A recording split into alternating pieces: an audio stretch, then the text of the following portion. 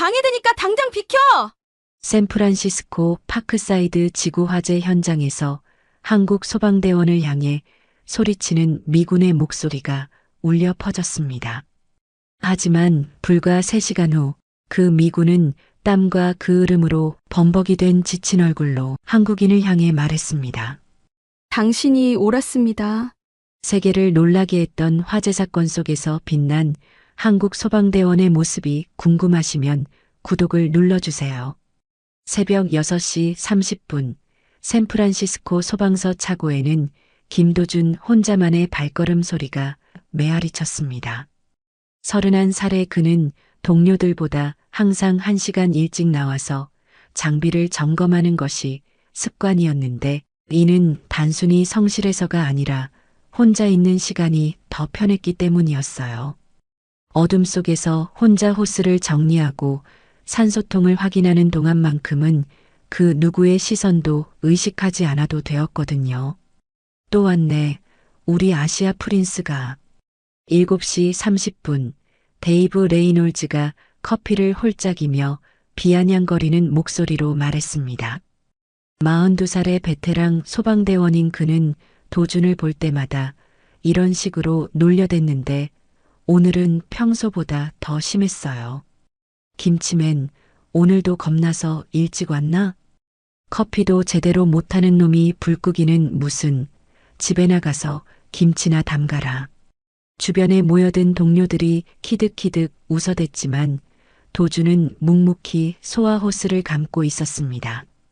아침 8시 조례 시간이 되자 굴욕은 더욱 노골적으로 변했어요.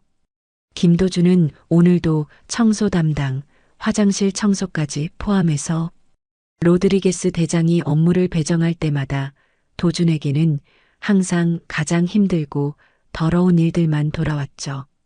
다른 신입들은 장비 정비나 기본 훈련을 받는 동안 도준은 혼자서 화장실을 청소하고 쓰레기를 치우는 일을 해야 했습니다. 점심시간이 되자 더욱 참담한 일이 벌어졌어요. 도준이 조심스럽게 꺼낸 김밥을 본 데이브가 코를 찡긋거리며 말했습니다. 어우, 또 그 냄새 나는 거 가져왔네. 우리 미국 음식도 못 먹나? 그러더니 갑자기 도준의 도시락을 낚아채서 쓰레기통에 던져버렸어요. 여기는 미국이야, 미국. 너희 나라 음식 먹고 싶으면 한국으로 돌아가. 다른 동료들은 웃고 있었고 마리아 곤잘레스만 살짝 미안한 표정을 지었지만 말리지는 않았습니다. 도준은 아무 말 없이 쓰레기통에서 김밥을 꺼내려 했지만 데이브가 발로 더 깊숙이 밀어 넣었어요. 더러워, 손대지 마. 그 순간 도준의 가슴 속에서는 분노가 치밀어 올랐지만 8년간의 특전사 훈련으로 단련된 자제력으로 꾹 참아냈습니다. 대신 조용히 자판기에서 샌드위치를 사서 혼자 구석에 앉아 먹었죠. 오후 1시 화장실에서 청소를 하던 도준은 벽에 적힌 낙서를 발견했습니다. 너희 나라로 돌아가라라고 빨간 매직으로 크게 적혀 있었어요. 그 아래에는 더 심한 욕설들도 함께 적혀 있었죠. 도준은 조용히 솔과 세제를 가져와서 그 글씨들을 하나하나 지워나갔습니다. 아무에게도 말하지 않았고 혼자서 묵묵히 감당했어요. 이런 일이 벌써 3번째였거든요. 하지만 잭 로드리게스 대장만큼은 도준을 다른 시선으로 보고 있었습니다. 51살의 베테랑 대장은 28년간 수많은 신입들을 봐왔지만 도준만큼 독특한 케이스는 처음이었어요. 도준이 장비를 점검하는 방식이 일반적인 소방관 교육과는 달랐거든요. 마치 군대에서 배운 것 같은 체계적이고 정밀한 방식이었죠.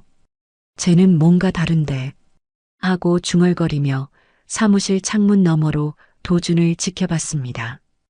도준에게는 동료들이 모르는 특별한 습관들이 있었어요. 점심시간마다 소방서 주변 12블록의 모든 소화전 위치를 발로 걸어다니며 외우고 다녔고 각 소화전의 수압과 급수 라인 상태까지 꼼꼼히 체크했습니다. 저녁 시간에는 혼자 남아서 급수 라인 배치도를 손으로 그려가며 암기했죠. 건물별 구조와 위험 요소, 대피 경로까지 모두 머릿속에 그림으로 그려 넣었습니다. 완전 괴짜네, 쟤. 이런 도준의 모습을 본 동료들은 더욱 비웃었어요. 소방관이 되려면 불부터 무서워하지 말아야 하는데 쟤는 물부터 챙기고 보네. 하지만 도준에게는 이런 준비가 숨 쉬는 것만큼 자연스러웠습니다. 한국에서 특전사로 복무할 때부터 몸에 밴 습관이었거든요. 괴롭힘은 날이 갈수록 더 심해졌어요. 어느 날은 장비실 문에 아시아인 출입금지라는 스티커가 붙어 있었고 또 어느 날은 개인 사물함에 음식물 쓰레기가 가득 들어 있었죠. 단체 회식이 있을 때면 도준만 빼고 모두 함께 나갔고 너는 김치 냄새 나니까 오지 말라고 대놓고 말하기도 했습니다. 마리아 곤잘레스만이 유일하게 도준에게 조금이라도 우호적이었어요. 15년 경력의 베테랑 여성 소방대원으로서 그녀 역시 이 남성 중심 조직에서 차별을 받아본 경험이 있었거든요. 때때로 도준에게 작은 도움을 주거나 동정 어린 시선을 보내기도 했지만 자신도 조직에서 살아남기 위해 겉으로는 냉담하게 행동해야 했습니다. 도준은 밤마다 혼자 있을 때면 깊은 자괴감에 빠졌어요.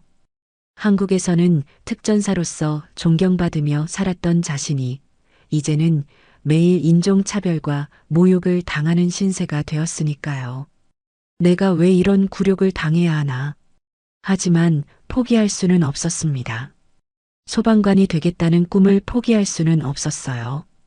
오전 9시 갑작스럽게 훈련 알람이 울려 퍼졌습니다. 파크사이드 지구 지진 대비 훈련 출동. 로드리게스 대장의 목소리가 확성기를 통해 전해졌어요. 모든 대원들이 분주하게 장비를 챙겨 소방차에 올라탔는데 출동 준비에서도 차별은 계속되었습니다. 김도준은 제일 오래된 장비 써. 데이브가 고의로 가장 낡은 장비를 도준에게 던져주었어요. 헬멧은 금이 가 있었고 산소통은 압력 게이지가 제대로 작동하지 않았죠. 무전기도 잡음이 심한 것으로 주었습니다. 어차피 현장에서 구경만 할 거니까 상관없겠지? 다른 동료들은 웃으며 소방차에 올라탔어요. 소방차 안에서 도준은 늘 그랬듯이 맨 뒷자리에 혼자 앉아 있었습니다. 창밖으로 스쳐 지나가는 샌프란시스코의 거리를 바라보며 오늘은 왠지 다른 느낌이 든다고 생각했어요. 평소보다 심상치 않은 기운이 느껴졌거든요. 특전사 시절 작전 직전에 느꼈던 그런 긴장감과 비슷한 느낌이었습니다. 파크사이드 지구로 향하는 길에 도준은 머릿속으로 이 지역의 특성을 떠올렸어요. 1890년대에 지어진 빅토리안 스타일의 목조. 주택들이 빼곡히 들어서 있는 이 동네는 지진에 특히 취약했습니다. 게다가 낡은 가스관과 전선들이 얽혀 있어서 화재 위험도 높았죠. 다른 동료들은 잡담을 나누거나 졸고 있었지만 도준만은 머릿속으로 이 지역의 급수 라인과 소화전 배치를 시뮬레이션하고 있었습니다. 하지만 도준은 아직 몰랐어요. 오늘이 자신의 숨겨진 모든 능력을 세상에 드러내게 될 운명의 날이라는 것을, 그리고 몇 시간 후면 모든 사람들이 자신을 완전히 다른 시선으로 바라보게 될 거라는 것을 말입니다. 오전 9시 정각, 소방차가 파크사이드 지구에 도착했을 때 거리는 평온 그 자체였습니다. 연례 지진 대응 훈련이라고 해봐야 주민들에게는 이미 익숙한 연례 행사였거든요. 인도에는 몇몇 주민들이 나와서 구경하고 있었고 아이들은 빨간 소방차를 보며 신나게 손을 흔들어 댔어요. 또 훈련이네. 매년 하는 거잖아. 작년에도 똑같이 했는데 뭐가 달라질까? 주민들의 반응은 시큰둥했습니다. 파크사이드 지구는 샌프란시스코에서도 특히 아름다운 동네로 유명했어요. 1890년대에 지어진 빅토리안 건축 양식의 목조 주택들이 줄지어 서 있었는데 화려한 장식과 파스텔 톤의 외벽이 마치 동화 속 마을 같은 느낌을 주었죠. 하지만 도준의 눈에는 이 아름다운 집들이 모두 화재와 지진에 취약한 위험 요소로만 보였습니다. 100년이 넘은 목조 구조물, 낡은 가스관, 복잡하게 얽힌 전선들까지 모든 것이 재앙의 씨앗이었어요. 자, 오늘도 평소대로 해보자고. 로드리게스 대장이 팀원들에게 지시하며 말했습니다. 가상 지진 발생 후 화재 진압 훈련, 주민 대피 훈련 순서대로 진행한다. 데이브가 하품을 하며 대답했어요. 대장님, 이거 벌써 몇 번째예요? 눈 감고도 할 수 있겠는데요. 다른 대원들도 웃으며 장비를 느긋하게 준비했습니다. 하지만 도준만은 달랐어요. 그는 조용히 주변을 둘러보며 이 지역의 지형과 건물 배치를 머릿속에 입력하고 있었습니다. 소화전까지의 거리는 각각 27m, 34m, 47m, 가장 가까운 급수원까지는 320m. 바람은 서남서 방향에서 시속 15km로 불고 있었죠. 다른 사람들에게는 단순한 풍경이었지만 도준에게는 전술 지도나 다름없었습니다. 오전 10시 15분, 갑자기 땅이 흔들리기 시작했어요. 처음에는 누구도 심각하게 받아들이지 않았습니다. 이거 훈련용 진동기 틀었나? 마리아가 의아해하며 말했죠. 하지만 흔들림은 점점 강해졌고 곧 모든 사람들이 진짜 지진임을 깨달았습니다. 이거 진짜야. 규모가 얼마나 되는 거야? 주민들이 소리치기 시작했어요. 지진은 규모 5.9로 측정되었는데 파크사이드 지구 같은 연약한 집안에서는 상당한 파괴력을 가진 수준이었습니다. 빅토리안 하우스들이 삐걱거리며 흔들렸고 몇몇 건물에서는 벽돌이 떨어져 나갔어요. 주민들은 급하게 집 밖으로 뛰쳐나왔지만 아직까지는 큰 피해는 없어 보였습니다. 그런데 오전 10시 23분 모든 것이 바뀌었어요. 1895년에 지어진 한 빅토리안 하우스에서 갑작스럽게 폭발음이 울려 퍼졌습니다. 펑 하는 거대한 소리와 함께 오렌지색 화염이 치솟았죠. 100년이 넘은 낡은 가스관이 지진으로 인해 파열되면서 새어나온 가스에 전기 스파크가 튀었던 거예요. 순식간에 집 전체가 불길에 휩싸였습니다. 이거 진짜야, 진짜 화재야. 주민들이 패닉에 빠져 소리를 지르기 시작했어요. 우리 집이야, 우리 집. 한 중년. 남성이 불타는 집을 향해 뛰어가려 했지만 이웃들이 필사적으로 말렸습니다. 아이들은 울음을 터뜨렸고 노인들은 어쩔 줄 몰라 하며 서 있었죠. 평화로웠던 동네가 순식간에 아비규환으로 변했습니다. 소방대원들이 급하게 진압 작업을 시작했지만 이상한 일이 벌어졌어요. 소화전에서 물이 제대로 나오지 않는 거였습니다. 수압이 이상한데? 데이브가 당황하며 말했죠. 다른 소화전도 확인해봐. 로드리게스 대장이 소리쳤지만 결과는 마찬가지였습니다. 지진으로 인해 이 지역의 주요 급수관 3곳이 모두 동시에 손상된 거였어요. 이때 도준만은 다른 행동을 보였습니다. 동료들이 당황해서 우왕좌왕하는 동안 그는 차분하게 급수 시스템의 상태를 파악하기 시작했어요. 맨홀 뚜껑을 열어보고 지하 급수관의 상태를 직접 확인했죠. 20인치 주배관 파열, 12인치 보조배관도 손상, 긴급 우회로는 혼자서 중얼거리며 빠르게 상황을 분석했습니다. 야, 김치맨.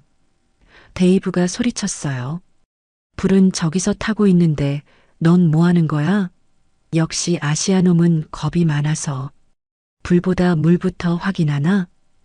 다른 동료들도 비웃으며 말했죠. 겁쟁이가 진짜 화재는 처음 봐서 그런가 봐. 하지만 도주는 신경 쓰지 않고 계속 급수 시스템을 점검했습니다. 불길은 점점 더 커져갔어요. 강한 바람이 불면서 화염이 옆집으로 번지기 시작했습니다. 100년 된 목조 건물들은 마른 장작더미나 다름없었거든요. 10분 만에 처음 화재가 발생한 집 옆에 두 채 건물로 불길이 확산되었어요. 안 돼, 우리 집까지. 주민들의 절규가 터져 나왔습니다. 로드리게스 대장은 점점 불안해지기 시작했어요. 28년 경력의 베테랑이었지만 이런 상황은 처음이었습니다. 급수 시스템이 마비된 상태에서 목조 건물 화재를 진압한다는 것은 거의 불가능에 가까웠거든요. 본부에 지원 요청해. 대장이 무전기에 대고 소리쳤어요. 급수 시스템 마비, 대형 화재 위험. 한편 도주는 혼자서 이 지역의 지형을 분석하고 있었습니다. 파크사이드 지구에서 가장 가까운 바다까지의 거리는 약 2km, 300m, 고도차는 15m 정도였어요.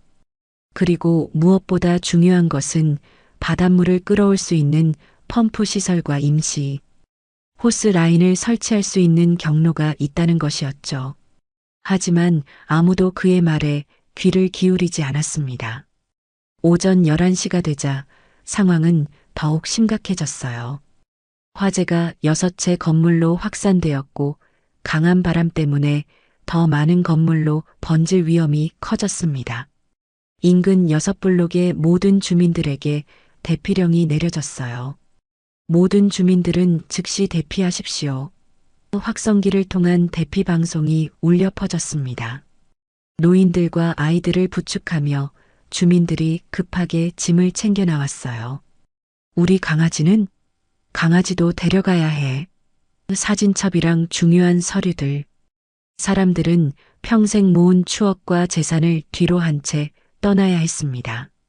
눈물을 흘리는 사람들, 하늘만 바라보며 기도하는 사람들, 그저 멍하니 서 있는 사람들로 거리는 가득했어요. 본부에서 군부대 지원 요청했습니다. 무전기를 통해 연락이 왔어요. 상황이 이렇게 심각해지자 군부대에까지 긴급 지원을 요청한 거였죠. 로드리게스 대장은 한숨을 쉬며 말했습니다. 군대까지 불러야 하는 상황이 되다니. 베테랑 소방대원들도 어쩔 줄 몰라 하며 서 있었어요. 그런데 이때 도준만은 이미 머릿속으로 완전히 다른 계획을 세우고 있었습니다. 바닷물을 이용한 급수 시스템, 임시 호스 라인 설치, 펌프 배치까지 모든 것이 완벽하게 그려져 있었어요. 하지만 아직은 아무도 그를 믿어주지 않았습니다. 단지 7개월 차 신입이자 매일 무시당하는 아시아 이민자일 뿐이었으니까요. 하늘에서는 헬기 소리가 들려오기 시작했어요. 멀리서 점점 가까워지는 로터 소리가 마치 전쟁터 같은 느낌을 주었습니다. 군부대에서 파견된 지원팀이 오고 있었던 거예요. 하지만 도주는 직감적으로 알 수 있었습니다. 정말 심각한 문제는 지금부터 시작될 거라는 것을 말이에요. 오전 11시 하늘에서 들려오던 헬기 소리가 점점 더 가까워졌습니다. 2대의 군용 헬기가 화재 현장 상공에 나타났는데 거대한 로터 날개가 만들어내는 바람이 아래쪽 화염을 더욱 거세게 만들어댔어요. 헬기가 불을 더 키우고 있어. 주민 한 명이 소리쳤지만 이미 상황은 통제 불가능한 지경에 이르고 있었습니다. 첫 번째 헬기에서 밧줄이 내려오더니 완벽한 군복을 입은 한 사람이 내려왔어요. 흠 하나 없이 다림질된 군복, 반짝이는 계급장, 그리고 냉철한 표정의 아름다운 여성이었습니다. 브리트니 카터 대위였죠. 그녀가 땅에 발을 딛는 순간 현장의 모든 남성들이 숨을 멈춘 듯 했어요. 마치 영화 속 여전사가 현실에 나타난 것 같았거든요. 모든 분들 수고하고 계시네요. 브리트니가 차갑고 단호한 목소리로 말했습니다. 하지만 그 말투에는 동료애보다는 상급자의 위험이 더 강하게 느껴졌어요. 이제부터 이 현장은 군에서 접수하겠습니다. 모든 민간 작업은 우리의 지시에 따라 진행해 주시기 바랍니다. 로드리게스 대장이 당황하며 말하려 했지만 브리트니는 손을 들어 제지했습니다. 데이브를 비롯한 남성 소방대원들은 완전히 넋이 나간 상태였어요. 와, 저런 미녀가 군인이라고? 목소리도 섹시하네.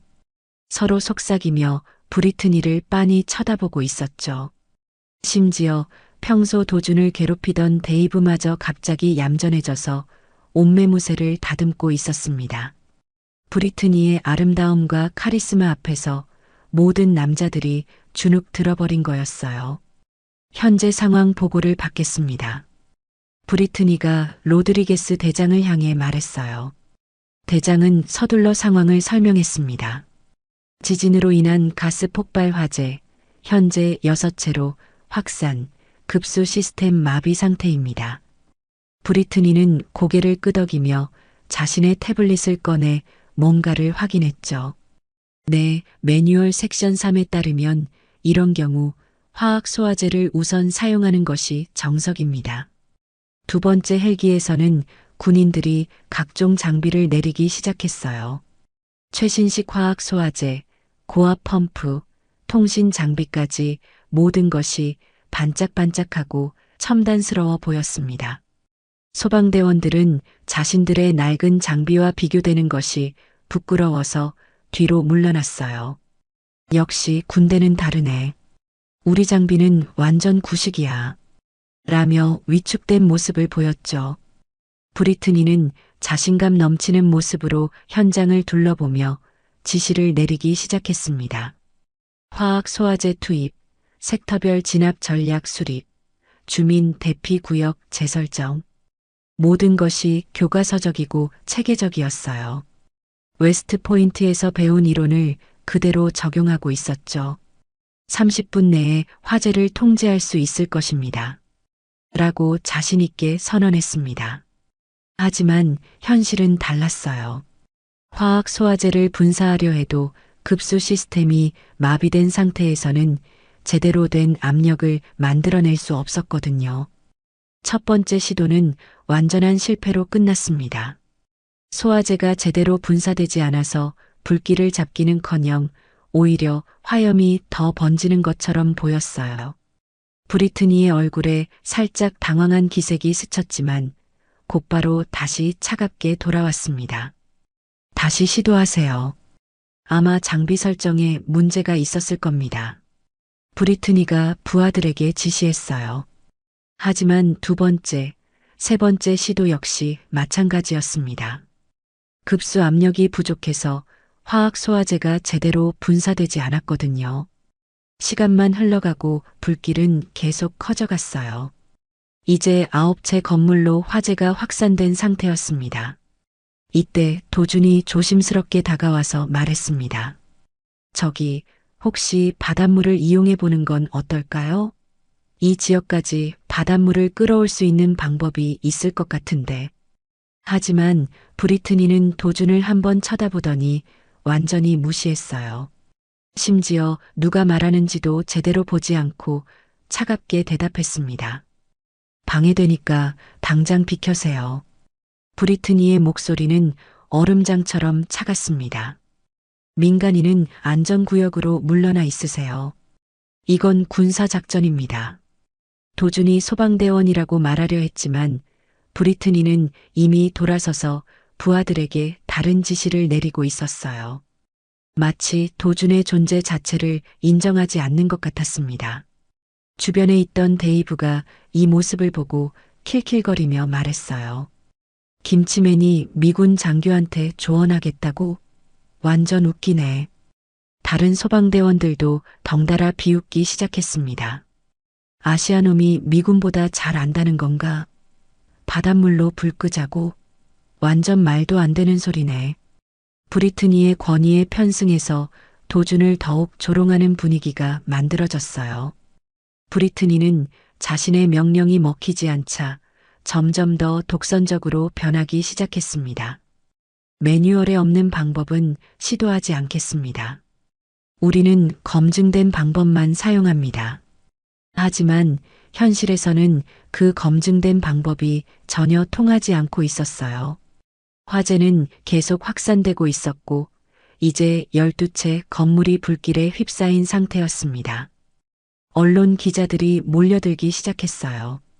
헬기 소음과 대형 화재 소식에 끌려온 텔레비전 방송국과 신문사 기자들이 카메라를 들고 현장을 촬영하고 있었죠. 군부대까지 출동한 대형 화재 현장. 과연 진압에 성공할 수 있을까? 기자들의 생중계가 시작되었습니다. 브리트니는 카메라를 의식하기 시작했어요. 자신의 완벽한 모습이 전국에 방송된다고 생각하니 더욱 자신감이 넘쳤습니다. 군의 첨단 장비와 체계적인 전략으로 반드시 화재를 진압하겠습니다. 라고 기자들에게 당당하게 말했어요. 하지만 실제로는 1시간째 아무런 진전이 없는 상황이었습니다. 도주는 혼자서 조용히 현장을 분석하고 있었어요. 바람의 방향과 색이, 건물들 간의 간격, 화재 확산 패턴까지 모든 것을 머릿속으로 계산하고 있었습니다. 그의 특전사 경험으로는 이 화재가 어떻게 번져갈지, 언제까지 통제할 수 있을지 모든 것이 보였어요. 하지만 아무도 그의 말에 귀를 기울이지 않았습니다. 시간이 없어요. 로드리게스 대장이 브리트니에게 다급하게 말했습니다. 이런 식으로 가면 파크사이드 전체가 불바다가 될 수도 있어요. 하지만 브리트니는 여전히 자신의 방식을 고집했어요. 우리의 전략을 믿으세요. 조금만 더 시간을 주시면 반드시 성공할 겁니다. 주민들의 절망은 점점 더 커져갔습니다. 대피소에 모여있던 사람들이 자신들의 집이 하나둘씩 타들어가는 모습을 보며 울음을 터뜨리고 있었어요. 평생 모은 돈으로 산 집인데, 우리 아이들 사진이 다 그 안에 있는데, 노인 한 분은 그냥 주저앉아서 하늘만 바라보며 기도하고 있었습니다. 마리아가 도준에게 조용히 다가와서 말했어요. 도준, 정말 바닷물로 불을 끌 수 있어? 도준은 고개를 끄덕였습니다. 물론이에요. 거리도 그렇게 멀지 않고 적절한 펌프만 있으면. 하지만 마리아도 고개를 저었어요. 미안해, 난 너를 믿고 싶지만 저 여자 앞에서는 아무 말도 할 수 없겠어. 브리트니는 점점 더 초조해지고 있었습니다. 카메라 앞에서 자신 있게 말했지만 실제로는 상황이 통제되지 않고 있었거든요. 하지만 자존심 때문에 다른 방법을 시도할 수도 없었어요. 다시 한번 화학 소화제 투입. 이번에는 반드시 성공시키세요. 목소리가 점점 더 날카로워졌습니다. 오후 12시 30분이 되자 화재는 완전히 걷잡을 수 없는 상황이 되었어요. 16채 건물이 불길에 휩싸였고 강한 바람 때문에 더 많은 건물로 번질 위험이 커졌습니다. 파크사이드 상업지구로까지 번지면 수십억 달러의 피해가 예상되는 상황이었죠. 도주는 마음속으로 결심했습니다. 더 이상 기다릴 수 없었어요. 아무도 자신의 말을 듣지 않는다면 혼자서라도 해보는 수밖에 없었습니다. 이래서는 안 되는데, 라고 중얼거리며 그는 해안 쪽을 바라봤어요. 머릿속에는 이미 완벽한 바닷물 급수 시스템의 계획이 그려져 있었습니다. 오후 12시 30분, 상황은 완전히 통제 불가능한 지경에 이르렀습니다. 화재가 16채에서 20채 건물로 확산되었고, 이제 파크사이드 지구 전체를 위협하는 수준이 되었어요. 강한 서남풍이 시속 25km로 불면서 불길을 더욱 거세게 만들었습니다. 100년 된 목조 건물들이 마른 장작 더미처럼 순식간에 타들어가고 있었죠. 모든 주민은 반경 1km 내에서 즉시 대피하시기 바랍니다. 확성기를 통한 긴급 대피 방송이 계속 울려 퍼졌어요. 이제 단순한 화재가 아니라 대규모 재난 상황으로 번진 거였습니다. 소방서, 경찰서, 응급의료진까지 모든 기관이 총동원되었지만 근본적인 해결책은 보이지 않았어요.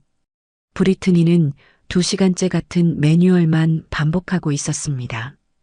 화학 소화제 재투입, 구역별 방어선 구축, 헬기 지원 요청. 하지만 급수 시스템이 마비된 상태에서는 어떤 방법을 써도 효과가 없었어요. 오히려 시간만 낭비하며 상황을 더욱 악화시키고 있었죠. 그녀의 얼굴에는 당황한 기색이 역력했지만 자존심 때문에 다른 방법을 인정할 수는 없었습니다. 이때 도준이 조용히 현장을 빠져나가기 시작했어요. 아무에게도 말하지 않고 혼자서 해안가 방향으로 걸어가기 시작했습니다. 다른 사람들이 불길에만 정신이 팔려 있는 사이 그는 자신만의 계획을 실행에 옮기려 했던 거예요. 특전사 시절 배운 독립적 판단과 실행력이 발휘되는 순간이었습니다. 도준이 해안가에 도착하자 그의 눈은 마치 정밀한 계기처럼 모든 것을 측정하기 시작했어요. 화재 현장까지 거리 2km 300m, 고도차 15m, 직선 경로 확보 가능. 혼자서 중얼거리며 지형을 분석했습니다. 일반인이 보기에는 그냥 바다와 육지일 뿐이었지만 도준에게는 완벽한 전술 지도로 보였어요. 수압 계산 해수면 기준 4.2 기압, 펌프 용량 분당 2000리터 필요, 호스 직경 10cm 이상. 도준은 머릿속으로 복잡한 계산을 하고 있었습니다. 특전사 시절 워터 크로싱 작전에서 배운 유체역학 지식이 고스란히 살아나고 있었어요. 하지만 겉으로 보기에는 그냥 바다를 멍하니 바라보고 있는 것처럼 보였습니다. 로드리게스 대장이 도준이 사라진 것을 발견하고 의아해하기 시작했어요. 도준이 어디 갔지? 주변을 둘러보다가 멀리서 해안가를 바라보고 있는 도준을 발견했습니다. 저 친구 뭐 하는 거야? 궁금증을 못 이긴 대장이 도준을 따라가기로 했어요. 28년 경력의 직감이 뭔가 특별한 일이 벌어지고 있다고 속삭이고 있었거든요.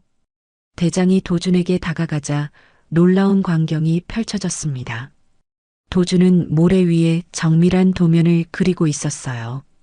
해안가에서 화재 현장까지의 지형도, 호스라인 배치도, 펌프 설치 지점까지 모든 것이 마치 공학도가 그린 설계도 같았습니다. 이게 뭐야?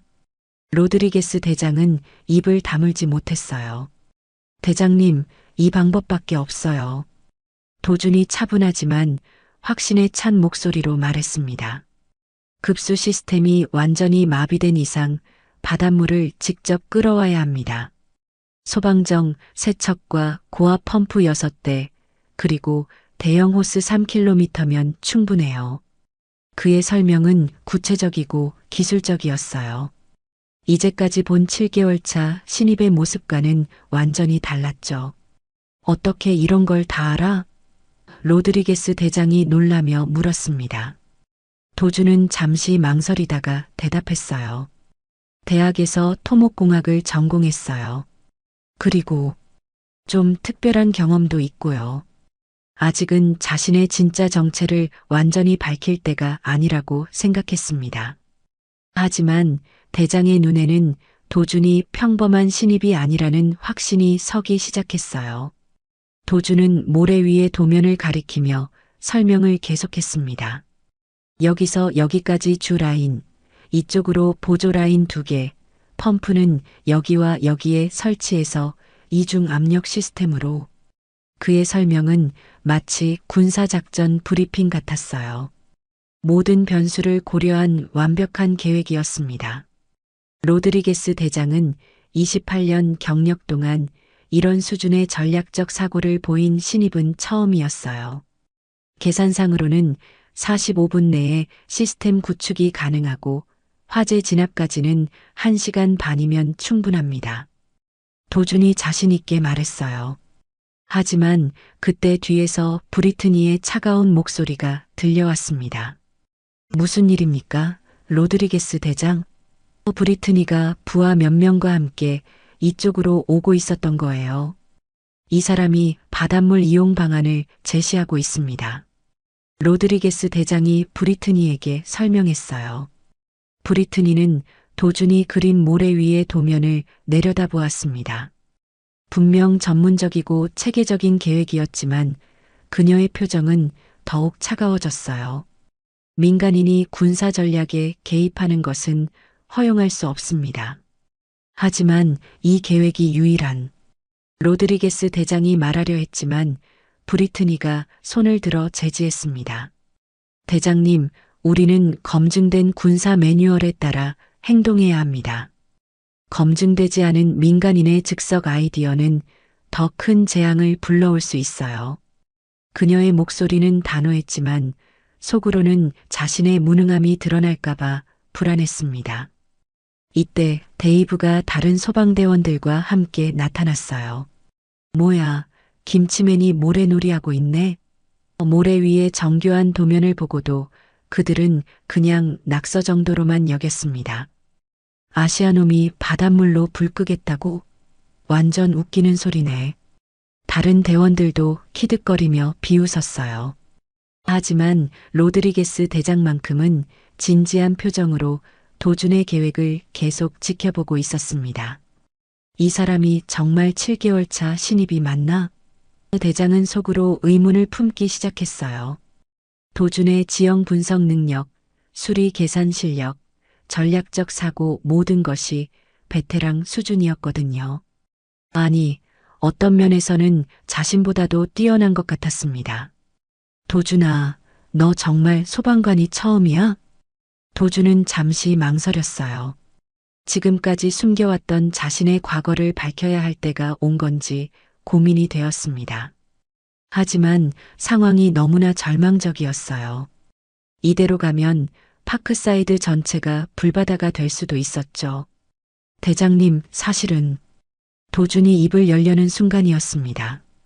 갑자기 무전기에서 긴급 방송이 들려왔어요. 화재 상황 악화, 현재 24채로 확산, 파크사이드 상업지구까지 300m, 모든 가용 자원 투입 요청, 상황이 더욱 심각해진 거였습니다. 이제 정말로 샌프란시스코 역사상 최악의 화재가 될 수도 있는 상황이었어요. 브리트니의 얼굴이 창백해졌습니다. 자신의 방법으로는 도저히 해결할 수 없다는 것을 뼈저리게 느끼고 있었어요. 하지만 자존심 때문에 다른 방법을 인정할 수도 없었습니다. 다시 헬기 지원을 요청하세요. 더 많은 화학 소화제를.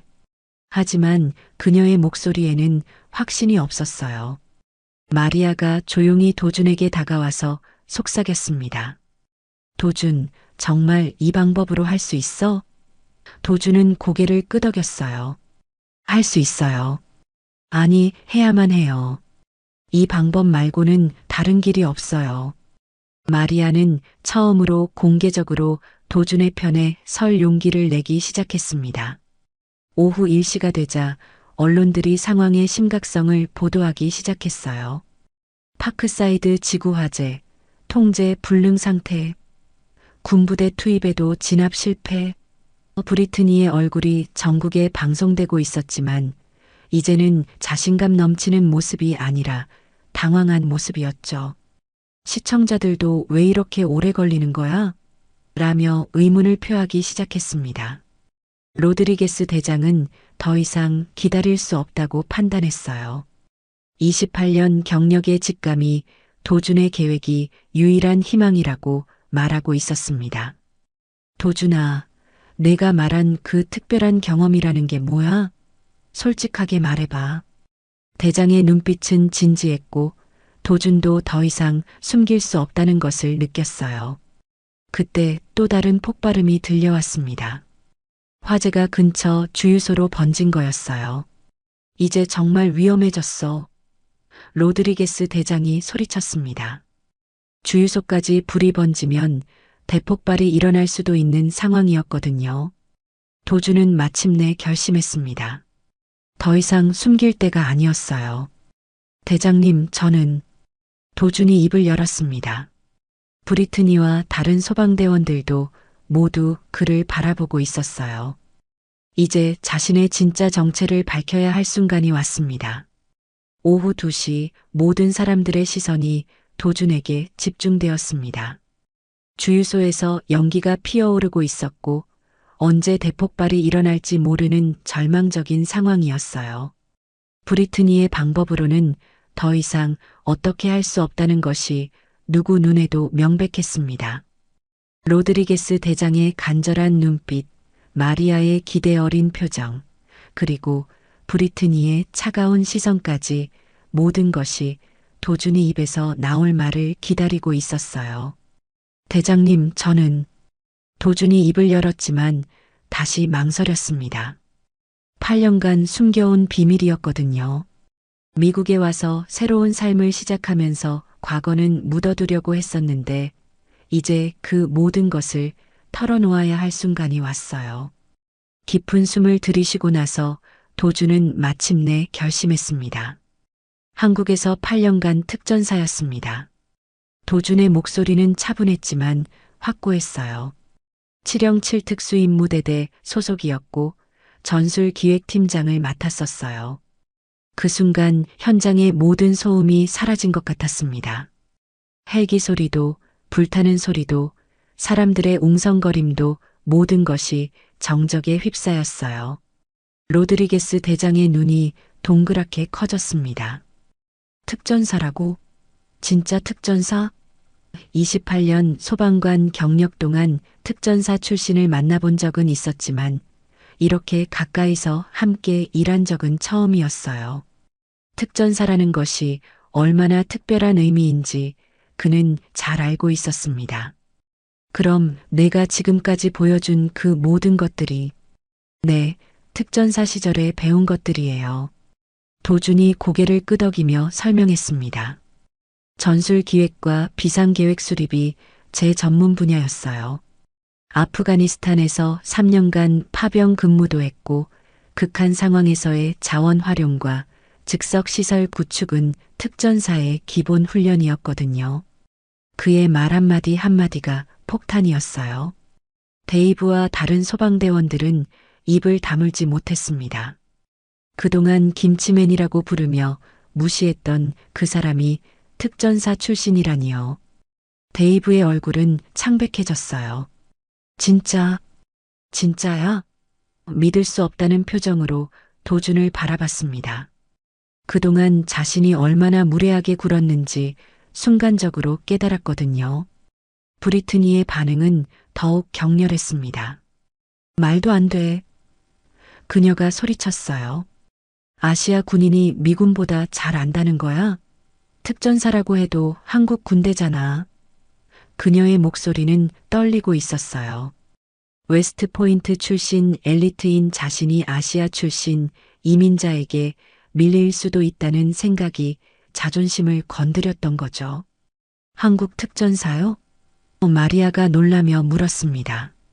한국 특전사가 얼마나 뛰어난지는 미군에서도 인정하는 거 아니에요?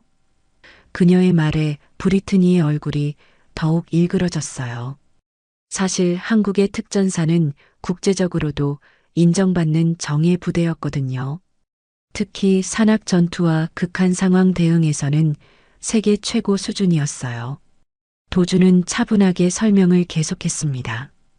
바닷물을 이용한 급수 시스템은 특전사 야전 교범에 나오는 기본 전술이에요. 워터 크로싱 작전에서 하천이나 해안을 이용한 임시 급수 시설을 구축하는 것은 표준 훈련 과정이었어요. 그의 설명은 구체적이고 전문적이었습니다. 더 이상 의심의 여지가 없었어요. 펌프 용량 계산, 호스 압력 손실, 고도차에 따른 유량 변화까지 모든 것을 실전에서 배웠어요. 도준이 모래 위의 도면을 가리키며 설명했어요. 여기서 여기까지 주 라인, 백업 시스템, 비상 우회로까지 모든 것이 계산되어 있어요. 실패할 확률은 5% 미만입니다. 그의 자신감은 흔들림이 없었어요. 로드리게스 대장은 완전히 확신했습니다. 그럼 정말 할 수 있다는 거야? 이 화재를 진압할 수 있다고? 도준이 고개를 끄덕였어요. 네, 할 수 있어요. 아니, 해야만 해요. 지금 상황에서는 이 방법밖에 없어요. 대장의 마음속에서는 이미 결정이 내려져 있었습니다. 도준을 믿어보자는 것이었어요. 한번 해보자. 로드리게스 대장이 단호하게 말했습니다. 도준, 내가 지휘해라. 내가 전적으로 지원하겠다.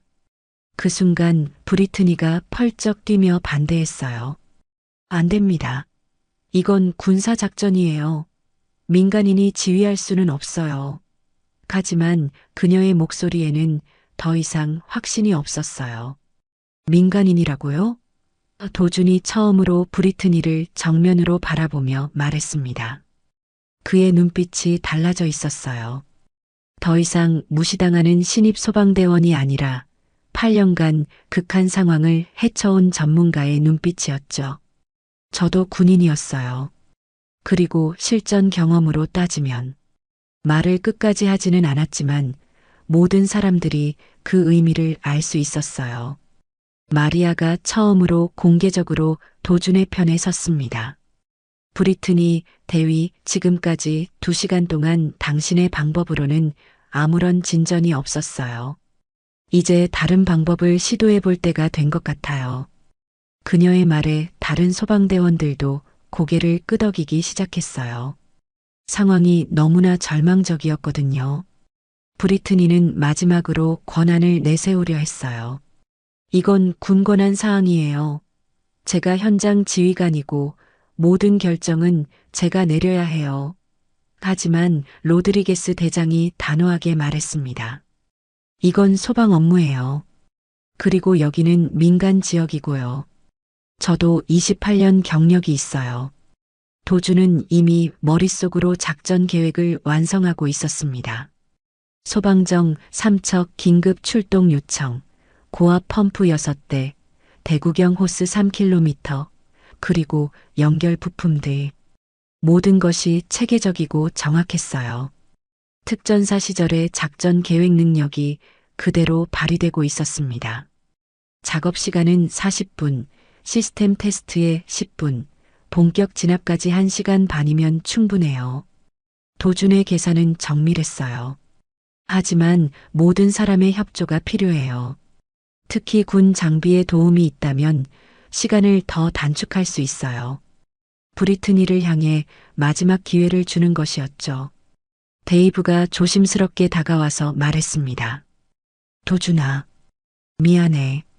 내가 그동안 너무 심하게 했어. 그의 목소리는 진심이었어요. 특전사 출신이라는 사실을 알고 나니 그동안의 자신이 얼마나 무례했는지 깨닫게 되었거든요. 내가 할 수 있는 일이 있다면 뭐든지 말해줘.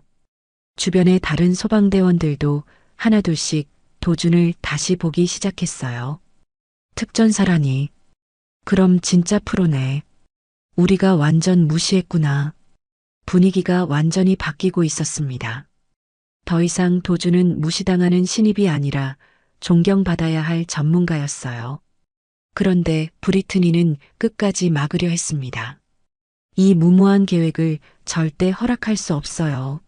검증되지 않은 방법으로 더 큰 재앙을 만들 수는 없다고요. 하지만 그녀의 목소리는 점점 더 약해지고 있었어요. 자신도 속으로는 다른 방법이 없다는 것을 알고 있었거든요. 로드리게스 대장이 최종 결정을 내렸습니다. 도준, 시작해라. 내가 모든 책임을 질게. 그 순간 도준의 눈빛이 완전히 달라졌어요. 더 이상 주눅 들어있는 신입이 아니라 자신감에 찬 특전사 출신 전문가의 모습이었습니다. 진짜 김도준이 모습을 드러내는 순간이었어요. 오후 3시 도준의 눈빛이 완전히 달라진 순간 현장의 분위기도 180도 바뀌었습니다. 더 이상 주눅 들어있는 7개월 차 신입이 아니라 8년간 극한 상황을 헤쳐온 전문가의 카리스마가 폭발하기 시작했어요. 모든 분들, 지금부터 제가 작전을 지휘하겠습니다.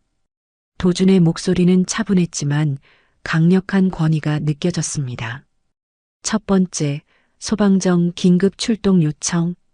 도준이 무전기를 들고 샌프란시스코 항구에 직접 연락했어요. 항구 소방서, 이쪽은 파크사이드 화재 현장입니다. 소방정 3척 즉시 출동 요청, GPS 좌표 전송하겠습니다. 그의 명령은 정확하고 군더더기가 없었어요. 특전사 시절 작전 지휘 경험이 고스란히 살아나고 있었습니다. 로드리게스 대장이 놀란 표정으로 말했어요. 도준아, 내가 직접 항구에 연락한 거야? 보통은 본부를 거쳐서 복잡한 절차를 밟아야 하는데 도준은 직접 현장 지휘관 권한으로 연락한 거였어요. 특전사는 현장에서 즉시 결정하고 즉시 실행하는 게 기본입니다. 도준의 대답은 간단했지만 강력했어요. 두 번째, 고압 펌프와 대구경 호스 확보. 도준이 브리트니를 향해 말했습니다. 대위님, 군용 고압 펌프 6대와 대구경 호스가 필요해요. 협조해 주시겠어요? 이번에는 명령이 아니라 정중한 요청이었어요. 하지만 그 요청 속에는 거부할 수 없는 무게가 있었습니다. 브리트니는 여전히 반발했어요. 이건 매뉴얼에 없는 방법이에요. 검증되지 않은 작전은 더 큰 위험을. 하지만 도준이 차분하게 말을 끊었습니다. 대위님, 지금 상황에서 매뉴얼은 의미가 없어요. 현실에 맞는 전술적 판단이 필요한 때입니다. 그의 말에는 실전 경험자만이 가질 수 있는 확신이 담겨 있었어요. 마리아가 적극적으로 나섰습니다. 브리트니, 대위, 지금까지 3시간 동안 당신의 방법으로는 아무것도 해결되지 않았어요. 이제는 정말 다른 방법을 시도해야 할 때예요. 그녀의 목소리는 단호했어요. 더 이상 조직의 눈치를 보지 않겠다는 결심이 느껴졌습니다. 데이브가 도준에게 다가와서 말했어요. 도준, 내가 뭘 도와주면 될까? 그의 목소리는 진심 어린 사과와 존경이 섞여 있었어요. 도준은 그를 바라보며 미소를 지었습니다. 데이브, 내가 호스 연결 작업을 맡아줄 수 있어? 베테랑의 경험이 필요한 부분이야. 원망하지 않고 오히려 중요한 역할을 맡기는 도준의 모습에 데이브는 감동했어요. 세 번째, 루트 확보. 도준이 지도를 펼치며 설명했습니다. 해안가에서 화재 현장까지 최단 직선 경로, 여기를 통해 호스 라인을 설치할 거예요. 장애물 제거와 교통 통제가 필요합니다. 그의 설명은 마치 군사작전 브리핑 같았어요. 모든 변수가 계산되어 있었고 우발 상황까지 대비되어 있었습니다. 15분 후 멀리서 소방정의 사이렌 소리가 들려왔어요. 소방정 도착? 누군가 소리쳤습니다. 샌프란시스코 항구에서 출동한 3척의 소방정이 해안가에 정박하기 시작했어요. 각각 분당 2,000리터의 강력한 펌프를 장착한 최신식 소방정들이었습니다. 도준이 현장으로 뛰어가며 소방정 선장들과 직접 협의하기 시작했어요. 선장님들, 고생 많으십니다. 작전 개요를 설명드리겠습니다. 그는 간단 명료하게 상황을 설명하고 각 소방정의 역할을 배정했어요. 1번정은 주 펌프, 2번정과 3번정은 보조 펌프와 백업 시스템입니다. 한편 브리트니는 부하들에게 군용 장비 반출을 주저하고 있었어요. 이건 군 장비예요. 민간인에게 맡길 수는. 하지만 로드리게스 대장이 단호하게 말했습니다. 대위님, 지금은 군민이 따로 없어요. 시민들의 생명이 걸린 문제라고요. 결국 브리트니도 할 수 없이 고압 펌프들을 내어주었어요. 네 번째, 호스 라인 구축. 도준의 지휘하에 모든 팀원들이 움직이기 시작했습니다. 특전사 시절 배운 체계적인 팀워크가 발휘되는 순간이었어요. 마리아, 중간 지점 펌프 설치. 데이브, 호스 연결 작업. 다른 분들은 장애물 제거. 모든 명령이 정확하고 효율적이었습니다. 놀라운 일이 벌어지기 시작했어요. 도준의 지휘를 받는 팀원들의 움직임이 마치 훈련된 군인들처럼 정확하고 빨라진 거예요. 평소 삐걱거리던 소방팀이 갑자기 정예 부대처럼 변신한 것 같았습니다. 이게 리더십이구나. 로드리게스 대장이 감탄하며 중얼거렸어요. 해안가에서 화재 현장까지 2km 800m 구간에 호스 라인이 설치되기 시작했습니다.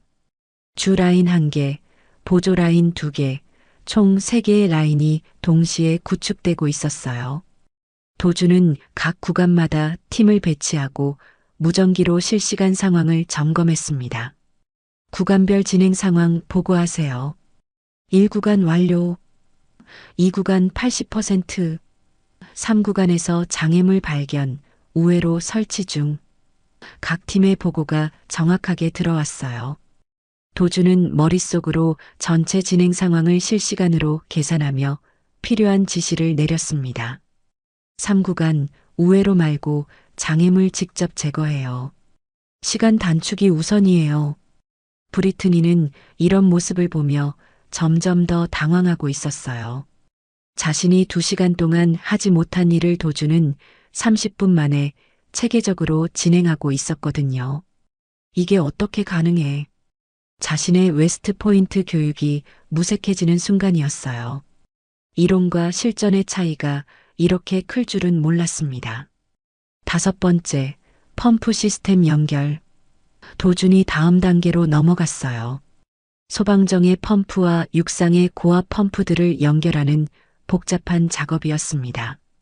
압력 계산, 유량 조절, 백업 시스템까지 모든 것이 완벽해야 해요. 그의 설명을 듣던 펌프 기사들도 감탄했어요. 이렇게 정확한 계산은 처음 봐요. 오후 3시 30분 첫 번째 테스트가 시작되었습니다. 소방정 1번 펌프 가동. 도준의 명령과 함께 강력한 펌프 소리가 울려 퍼졌어요. 바닷물이 호스를 통해 육지로 올라오기 시작했습니다. 압력 정상, 유량 분당 1800리터. 기술자의 보고가 들려왔어요. 좋아요. 이제 소규모 화재로 테스트해 볼게요. 도준이 소규모 화재가 발생한 건물을 향해 바닷물을 분사하라고 지시했어요. 강력한 수압으로 바닷물이 분사되자 놀라운 일이 벌어졌습니다. 30초 만에 불길이 완전히 꺼진 거예요. 성공이야. 소방대원들이 환호했습니다. 현장의 분위기가 완전히 바뀌었어요. 절망적이었던 상황이 갑자기 희망으로 변한 거였습니다. 주민들도 멀리서 이 모습을 보고 박수를 치기 시작했어요. 정말 될 것 같은데.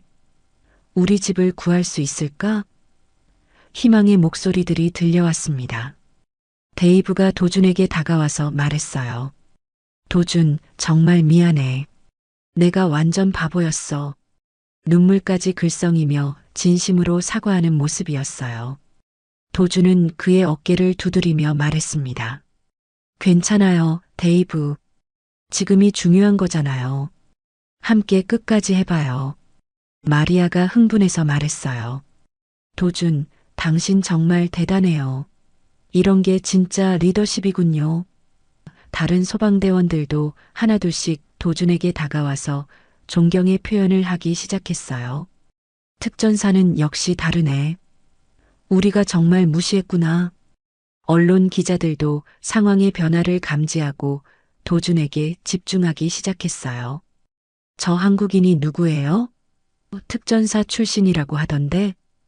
카메라들이 도준을 향해 돌려지기 시작했습니다. 하지만 도준은 언론에는 신경 쓰지 않고 오직 화재 진압에만 집중했어요. 6번째, 메인 화재 진압 준비. 도준이 마지막 단계를 선언했어요. 가장 큰 화재가 타오르고 있는 12층짜리 건물을 향해 모든 시스템을 집중시킬 때가 온 거였습니다. 모든 라인 풀가동 준비. 이번이 진짜 승부예요. 그의 목소리에는 절대적인 확신이 담겨 있었어요. 브리트니가 마지막으로 제지하려 했습니다. 잠깐, 이건 너무 위험해요. 만약 실패하면. 하지만 도준이 그녀를 바라보며 차분하게 말했어요. 대위님, 실패는 없어요. 특전사는 실패하지 않아요. 그 순간 브리트니도 도준의 눈빛에서 진짜 군인의 모습을 느꼈어요. 오후 4시 30분 모든 준비가 완료되었습니다. 3척의 소방정, 6대의 고압 펌프, 3km의 호스 라인이 하나의 거대한 시스템으로 연결되어 있었어요. 도준이 마지막 점검을 마치고 최종 명령을 내릴 준비를 했습니다. 진짜 시험이 이제 시작되려 하고 있었어요. 오후 4시 30분 도준이 마지막 점검을 마치고 최종 명령을 내릴 준비를 했습니다. 12시간째 타오르고 있는 12층짜리 메인 건물이 마지막 목표였어요. 그 거대한 화염 기둥이 하늘을 향해 치솟고 있었는데 마치 지옥의 문이 열린 것 같았습니다. 하지만 도준의 눈에는 더 이상 두려운 적이 아니라 정복해야 할 목표로만 보였어요. 모든 팀, 최종 준비 완료 보고하세요. 도준의 목소리가 무전기를 통해 울려 퍼졌습니다. 1번 소방정 준비 완료. 2번 소방정 풀파워 대기 중. 3번 소방정 백업 시스템 준비. 차례차례 보고가 들어왔어요. 3km에 걸쳐 구축된 거대한 급수 시스템이 하나의 유기체처럼 숨쉬고 있었습니다. 육상 펌프팀 보고하세요. 고압 펌프 6대 풀가동 준비. 호스라인 3개 모두 최대 압력 테스트 완료. 비상 우회로까지 모든 시스템 정상. 모든 보고가 완벽했어요. 도준이 설계한 시스템이 마치 정밀한 시계처럼 돌아가고 있었습니다. 로드리게스 대장이 감탄하며 말했어요. 도준아, 정말 대단하다. 이런 체계적인 작전은 처음 봐. 하지만 도준은 아직 긴장을 늦추지 않았어요. 대장님, 아직 끝나지 않았어요. 진짜는 지금부터입니다. 특전사 시절 배운 교훈이었죠. 마지막 순간까지 방심하지 않는 것이 프로의 자세였습니다. 주민들이 멀리서 숨을 죽이고 지켜보고 있었어요. 정말 우리 집을 구해줄 수 있을까? 저 한국 사람이 정말 해낼까? 희망과 불안이 뒤섞인 목소리들이 들려왔습니다. 어떤 할머니는 두 손을 모으고 기도하고 있었고 아이들은 엄마 품에 안겨 불길을 무서워하며 떨고 있었어요. 작전 개시. 도준의 명령과 함께 모든 시스템이 일제히 작동하기 시작했습니다. 3척의 소방정에서 나오는 엄청난 양의 바닷물이 호스를 통해 육지로 올라왔어요. 6대의 고압 펌프가 동시에 돌아가면서 마치 거대한 심장이 뛰는 것 같은 소리를 만들어냈습니다. 첫 번째 물줄기가 12층 건물에 닿는 순간 놀라운 일이 벌어졌어요. 그 강력한 수압에 화염이 순식간에 줄어들기 시작한 거였습니다. 효과 있어. 정말 되고 있어. 소방대원들이 환호성을 질렀어요. 하지만 도준은 여전히 침착했습니다. 아직 1층만 진압된 거예요. 계속 집중하세요. 2번째, 3번째 물줄기가 연달아 분사되기 시작했어요. 세 방향에서 동시에 쏟아지는 바닷물의 위력은 상상을 초월했습니다. 12시간 동안 꺼지지 않던 화염이 층층이 사그라들기 시작했어요. 3층, 4층, 5층. 불길이 차례차례 잡혀가고 있었습니다. 6층까지 진압 완료. 8층도 거의 다.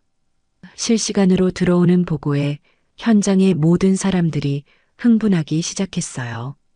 불가능해 보였던 일이 실제로 일어나고 있었거든요.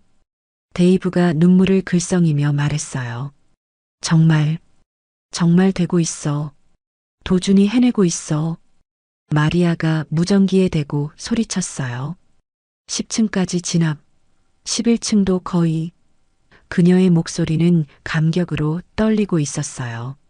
15년 소방관 경력 동안 이런 기적 같은 순간은 처음이었습니다.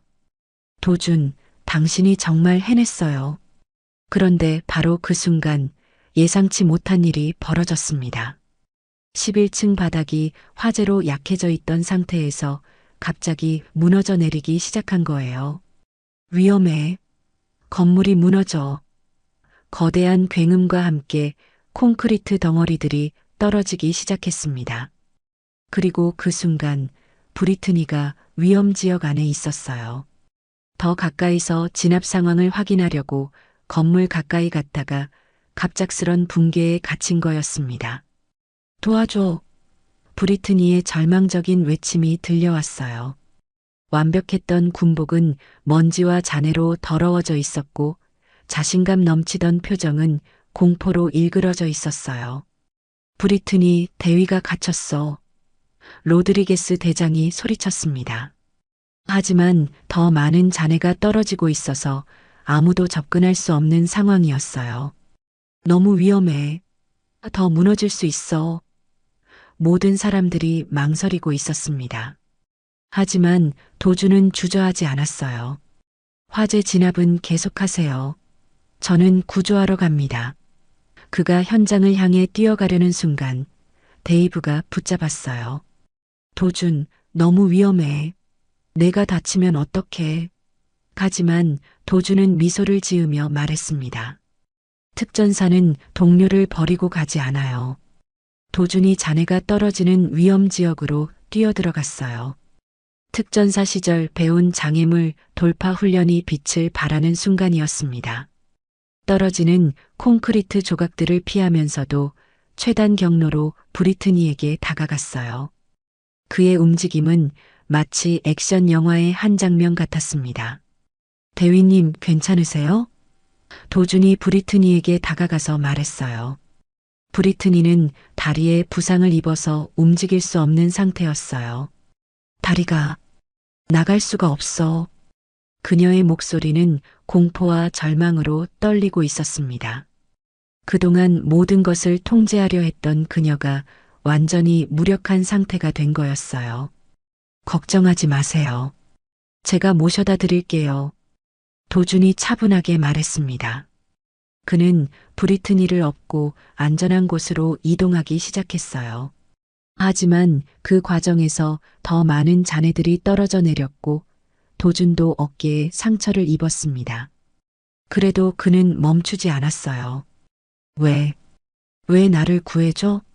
브리트니가 도준의 등에 엎인 채로 물었어요. 그녀는 그동안 도준을 얼마나 무시하고 모욕했는지 알고 있었거든요. 도준의 대답은 간단했습니다. 같은 현장에서 일하는 동료잖아요. 당연한 거예요. 드디어 도준이 브리트니를 안전한 곳으로 데려왔어요. 응급의료진이 급하게 달려와서 브리트니를 치료하기 시작했습니다. 다행히 생명에는 지장이 없는 부상이었어요. 하지만 브리트니의 마음은 완전히 바뀌어 있었습니다. 도준. 브리트니가 떨리는 목소리로 말했어요. 고마워. 정말 고마워. 그녀의 눈에는 눈물이 고여 있었어요. 그동안의 자만심과 편견이 모두 사라지고 진심 어린 감사의 마음만 남아 있었습니다. 한편 화재 진압은 계속되고 있었어요. 도준이 없는 동안에도 그가 구축한 시스템은 완벽하게 작동했습니다. 최상층까지 진압 완료. 화재 완전 통제. 마침내 12시간 동안 타오르던 대화재가 완전히 진압된 거였어요. 현장에 있던 모든 사람들이 환호성을 터뜨렸습니다. 주민들은 눈물을 흘리며 박수를 쳤고 소방대원들은 서로 얼싸안으며 기뻐했어요. 해냈어. 정말 해냈어. 도준이 해낸 거야. 모든 사람들이 도준의 이름을 부르고 있었습니다. 로드리게스 대장이 도준에게 다가와서 두 손으로 악수를 청했어요. 도준아, 내가 진짜 영웅이다. 내가 28년 동안 본 최고의 소방관이야. 대장의 목소리는 진심 어린 존경으로 가득했어요. 다른 소방대원들도 하나둘씩 도준 주위로 모여들었습니다. 데이브가 무릎을 꿇고 도준에게 사과했어요. 도준, 정말 미안해. 내가 완전 바보였어. 앞으로는 절대 그런 일 없을 거야. 눈물까지 흘리며 진심으로 사과하는 모습에 도준은 그를 일으켜 세우며 말했어요. 괜찮아요, 데이브. 우리 이제부터 진짜 동료예요. 언론 기자들이 도준을 향해 몰려들기 시작했어요. 영웅적인 화제 진압. 한국 출신 특전사의 기적. 카메라 플래시가 터지고 마이크가 도준을 향해 들이밀어졌습니다. 하지만 도준은 언론보다는 주민들에게 더 관심이 있었어요. 우리 집이 살았어요. 정말 감사해요. 주민들이 도준에게 달려와서 감사 인사를 했어요. 어떤 할머니는 도준의 손을 잡고 눈물을 흘리며 말했어요. 고마워요. 정말 고마워요. 당신이 우리의 은인이에요. 하지만 가장 큰 변화는 브리트니에게서 일어났어요. 들것에 누운 채로 도준을 바라보는 그녀의 눈빛은 완전히 달라져 있었습니다. 더 이상 무시하거나 무시당하는 관계가 아니라 진정한 존경과 감사의 마음이 담겨 있었어요. 오후 6시 화재가 완전히 진압되고 모든 작업이 마무리된 후에도 현장의 열기는 식지 않고 있었습니다. 샌프란시스코 시장과 소방청장이 급하게 현장을 찾아왔고 전국의 언론사들이 이 기적 같은 이야기를 생중계하고 있었어요. 하지만 정작 모든 관심의 중심에 있어야 할 도준은 조용히 뒤로 물러나 있었습니다. 브리트니가 들것에서 일어나 목발을 짚고 도준에게 다가왔어요. 그녀의 완벽했던 군복은 먼지와 잔해로 더러워져 있었지만 그 어느 때보다도 진실된 모습이었습니다. 도준. 그녀가 떨리는 목소리로 말문을 열었어요. 주변에 있던 모든 사람들이 조용해졌습니다. 당신이 옳았습니다. 브리트니의 목소리는 명확하고 단호했어요.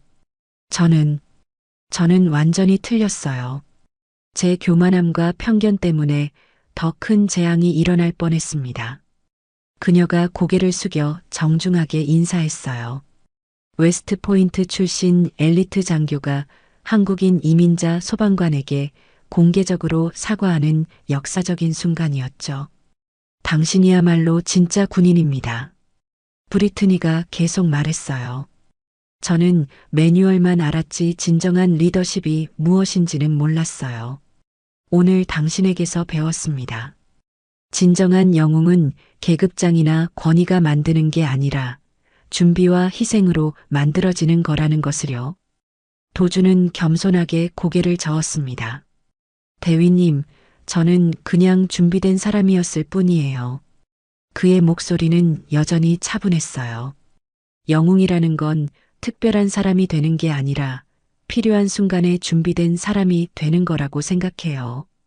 그리고 그 준비는 아무도 보지 않을 때 이루어지는 거고요. 샌프란시스코 시장이 도준에게 다가와서 악수를 청했어요. 도준 씨, 정말 고맙습니다. 당신이 우리 시의 영웅입니다. 하지만 도준은 정중하게 시장의 손을 잡으면서도 말했어요. 시장님, 영웅은 따로 있어요. 바로 현장에서 함께 싸운 모든 동료들입니다. 저 혼자서는 아무것도 할 수 없었어요. 로드리게스 대장이 감격에 겨운 목소리로 말했어요. 도준아, 내가 우리 소방서의 자랑이다.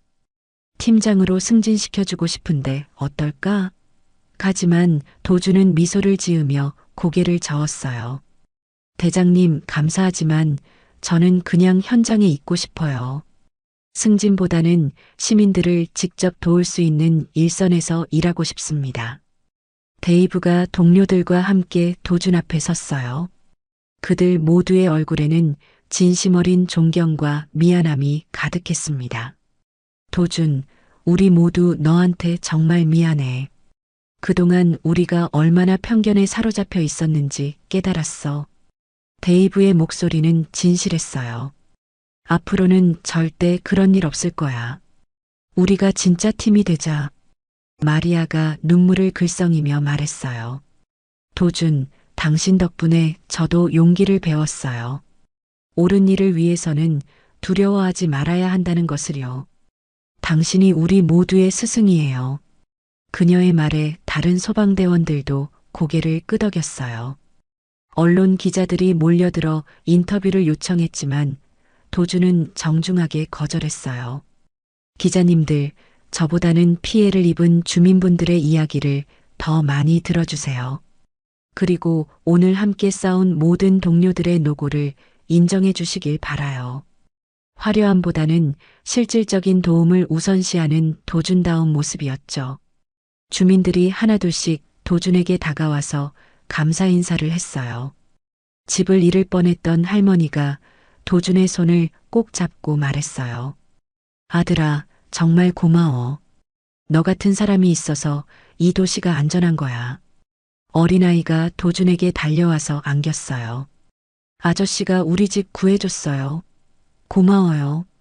소방청장이 공식적인 발표를 했어요.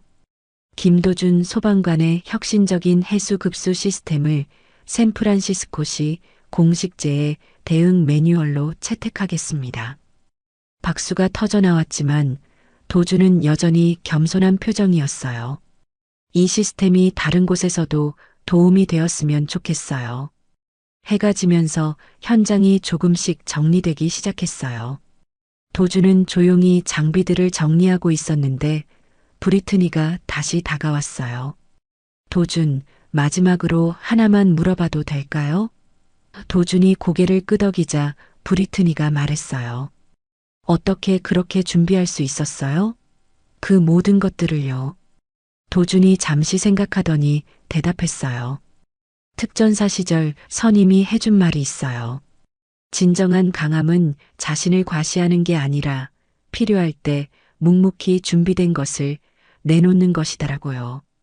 저는 그냥 그 가르침을 따랐을 뿐이에요. 브리트니는 깊이 고개를 끄덕였어요. 그리고 또 하나 도준이 미소를 지으며 덧붙였어요. 진짜 영웅은 불 속에서만 나오는 게 아니에요. 불이 나기 전 아무도 보지 않을 때 묵묵히 준비하는 사람들이 진짜 영웅이에요. 저는 그런 영웅들 중 하나가 되고 싶었을 뿐이에요. 6개월 후 샌프란시스코 소방서의 모습은 완전히 달라져 있었어요. 더 이상 인종이나 출신에 따른 차별은 찾아볼 수 없었고 모든 대원들이 서로를 존중하며 일하고 있었습니다. 도준의 바닷물 급수 시스템은 캘리포니아 전역의 소방서에서 표준 장비로 도입되었어요. 데이브는 완전히 달라진 사람이 되어 있었어요. 새로 들어오는 이민자 출신 소방관들을 따뜻하게 맞이하고 차별을 받는 사람이 있으면 적극적으로 나서서 보호해 주었죠. 도준이 가르쳐준 진짜 팀워크가 뭔지 이제 알겠어. 라고 그는 자주 말했어요. 브리트니는 본부로 돌아간 후 군의 재해 대응 매뉴얼을 전면 개편하는 프로젝트를 맡았어요. 그녀는 도준에게 자문을 구했고 실전 경험을 바탕으로 한 새로운 교육 과정을 만들어냈습니다.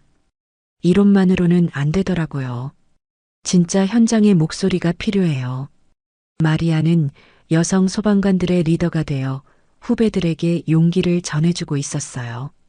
도준에게서 배운 게 있어요. 옳다고 생각하는 일이라면 두려워하지 말고 나서야 한다는 것을요. 그리고 도준은 여전히 현장에서 묵묵히 일하고 있었어요. 승진 기회가 여러 번 있었지만 모두 정중히 사양했습니다. 그는 시민들과 가장 가까운 곳에서 가장 필요한 순간에 준비된 사람으로 있고 싶어 했거든요. 어느 화창한 오후 도준이 소방서에서 장비를 점검하고 있을 때 한 어린 아이가 찾아왔어요. 그날 구조받았던 그 아이였죠. 아저씨, 저도 커서 소방관이 될래요. 아이의 환한 웃음을 보며 도준도 미소를 지었어요. 그럼 지금부터 준비해야겠네. 영웅은 준비하는 사람이 되는 거니까. 도준이 아이의 머리를 쓰다듬으며 말했어요. 그리고 속으로 생각했죠. 진정한 영웅은 준비하는 사람이다. 그리고 그 준비는 아무도 보지 않을 때 이루어진다. 샌프란시스코의 석양이 도준의 얼굴을 비추고 있었습니다. 그는 여전히 그 자리에서 언제 닥칠지 모르는 다음 위기를 위해 묵묵히 준비하고 있었어요. 진정한 영웅답게 말이에요. 오늘의 영상이 괜찮으셨다면 좋아요와 댓글 부탁드려요. 여러분의 댓글 하나로 매일 영상을 제작하는데 큰 힘이 됩니다. 감사합니다.